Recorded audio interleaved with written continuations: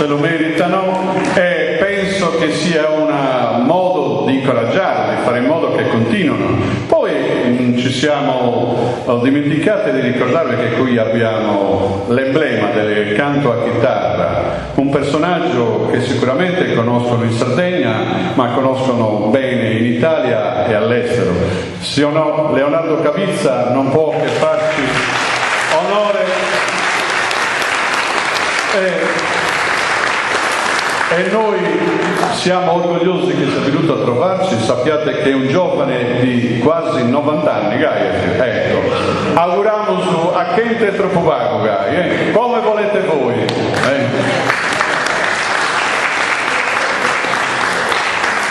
Poi non possiamo dimenticarti che è venuto a trovarci un altro personaggio importante che si occupa di cultura tradizionale, di cultura gallurese, Andrea Columbano, che è venuto a trovarci, con piacere.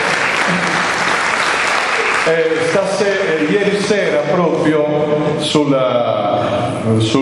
diciamo così, sulla televisione, come vedete, il programma Gallura alla Mesenna, non so che lo sia il numero 111 del canale TV, ha trasmesso anche una parte dei nostri, che Pietro Brundu da Erola aveva fatto all'inizio del nostro inizio del corso, e quindi l'hanno trasmesso ieri sera e non può che farci onore e piacere. Quindi grazie Andrea di aver trasmesso anche una parte anche piccola del nostro lavoro. Continuiamo naturalmente con i nostri allievi e con 2 brani di canto a Sanoresa. Prego Mario.